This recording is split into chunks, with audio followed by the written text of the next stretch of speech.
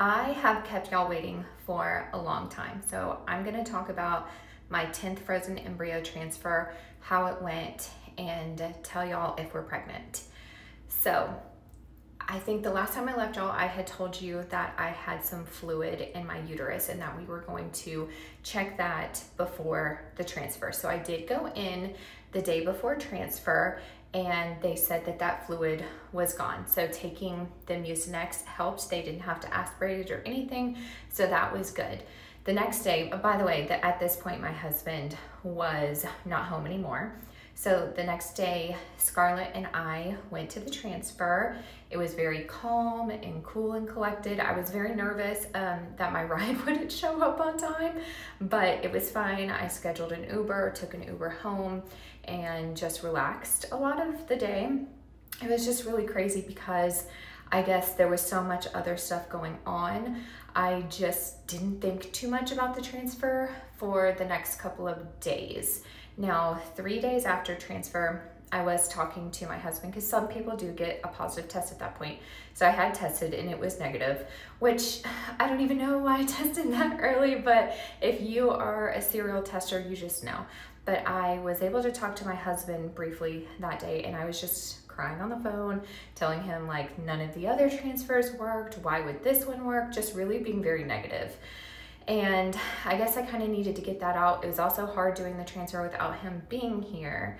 So I don't know, it was just a lot of emotions. So the next day, 4 days past transfer, took a test in the morning, that was negative.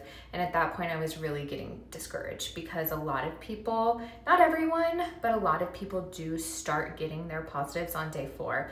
Now in the evening, I took another test and it was like there maybe could have been something, but again, I'm using like technology and my oldest kiddo was looking at the test. So I didn't have the best like resources. I couldn't look at them myself, which leads me to a whole other issue about accessibility for pregnancy tests for blind women. Like we should be able to find out on our own if we're pregnant so that we can, I don't know, just like think about it, especially with, I guess, the temperature of the country right now. Like finding out that you're pregnant on your own is really a privilege that everyone should have.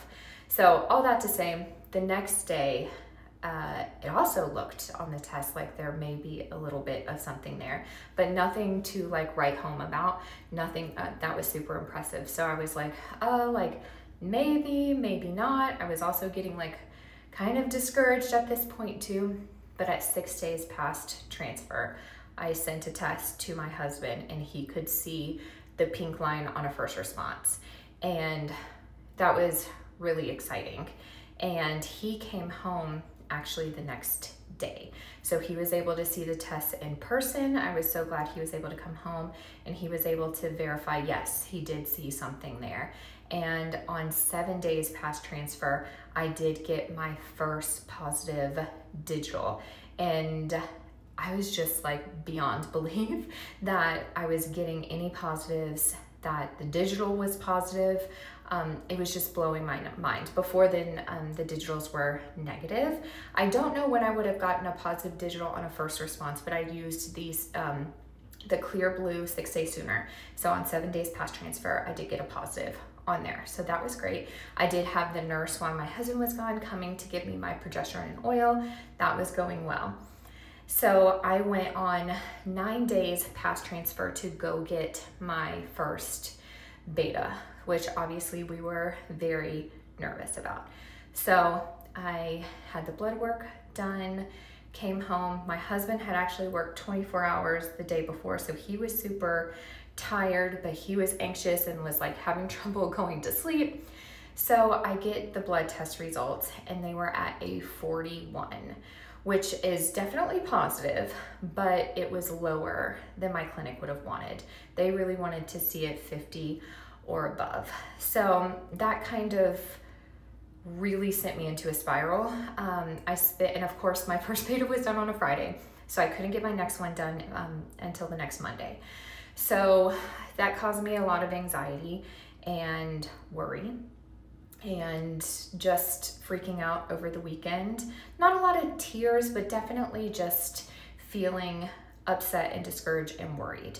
So 12 days past transfer, that next Monday, I went and had my second beta, and they called me and actually said that my beta dropped. So it went from a 41 to a 36, and I just lost it because I was just thinking, we've tried so hard. We've done so many transfers. This is the first time that I've had betas that have been like 10 or 12, but like very, very low betas. This was the first time that I was confident to say that I was pregnant.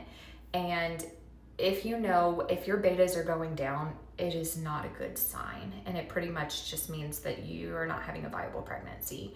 So just devastated at that point. Cried a lot for the next couple of days, and my clinic wanted me to come back for another beta, and I actually considered not going because I just was so upset. But my husband did convince me to go for the third beta. So this would have been on a Wednesday, 2 days past that second beta where it had dropped. So it was 41, then 36. So I go get the beta done, wait for them to call to tell me it's dropping more and give me my next instructions.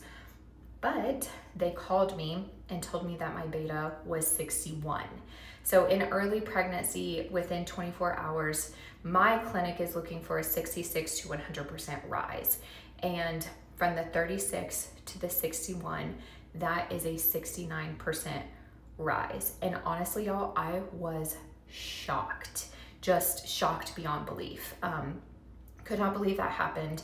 But also being that I was at that point, 14 days past transfer, and my beta was only 61, and that it had initially dropped, I knew that the likelihood that this would be a viable pregnancy is still very, very low. So they told me to come back in another 2 days for another beta. So I was a little bit optimistic, but mostly thinking, that it may have just been a fluke. I don't know. So at that point, it's 16 days past transfer. I go for my fourth beta. And actually, a funny story, when I got the 36 for my second beta, I actually went back to the office to have the blood work drawn again because I wanted to make sure there wasn't a mistake. This is how upset I was. But anyway, I went back at this point 16 days past my transfer to go get another beta, waited with bated breath for them to call me, and my beta had gone from 61 to 116, which I was shocked. And I had ChatGPT do the math, and that was a 90% rise, which is a reasonable rise in that period of time, like a good rise. So I was like, I can't believe it. But we were back to another Friday, which meant I had to wait for the next Monday, which is today, to go back for another beta. So today I am 19 days past transfer, and my beta came back. Well, let me tell you, my first response test this morning looked lighter. So I've been having ChatGPT, I would take pictures and have Chat compare the tests for me, so I knew if they were getting lighter or darker. And he told me this morning that my tests look lighter. So I spent all morning crying. That's why I don't have any makeup on. This is just raw and real. And fertility is just something that is not pretty all the time. So that's kind of how I am. So I was very, very, very upset most of the morning. And I was just waiting for them to call me and tell me, hey, after all this, your beta did drop or whatever. So I get the phone call, which by the way, it took them a very long time to call. And my beta came back at 317, which over the weekend, considering it started with 116 on Friday, today is Monday, and it was 317, Chat told me that was a 92% rise every 48 hours. So that was 72 hours, so we had to do a little bit of extra math, but it was again another strong rise. So we are not out of the woods. My beta is still pretty low. I'm considered to be 5 weeks, 3 days pregnant today. It is a pretty low beta, but the last few have doubled appropriately. So my clinic scheduled me for my first OB ultrasound on Friday in just a few days and more blood work. So we are trying to be cautiously optimistic. This has really been a roller coaster. I don't know, I just kind of assumed that if I could get past that hurdle of getting pregnant, that we would be bringing a baby home. And honestly, even now, where we are at, I think I will feel better if we can see a heartbeat. I know that's not going to happen on this ultrasound. They're just looking for a gestational sac and maybe a yolk sac. But if I could see a heartbeat, it would help. But I just am struggling, y'all. I can't picture us at this point bringing home a baby. I pray that we do, and I'm trying to be hopeful and optimistic, but that's just how I feel. I don't know if it's because I know the statistics or if it's that I am guarding my heart and not letting myself believe that, because maybe in some like twisted way I'm thinking if I don't get attached it won't hurt as bad, which is kind of silly because it's still gonna hurt just as bad if things don't work out. So please pray for me and keep me in your thoughts on Friday. I'm sorry that this took a while to get to. I wanted to have some kind of conclusion to offer you all, but we're not there yet. All I can think is that so far, so good. We did have that drop in the beginning. The only thing that we can think is maybe there was a hiccup in implantation and things weren't going great at first and then they picked up. The other thought is maybe a vanishing twin. We did transfer 2 embryos, so maybe both of them implanted and only one continued to grow, or maybe this is not a viable pregnancy and things are not going to go well from here on out. But I'm going to pray for the best, gonna hope for the best. I'm doing my best to take care of myself, and we are just going to go on from here.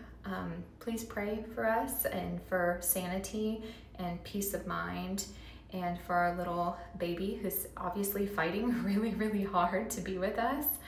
And I will update you when I can, but until then, happy homemaking.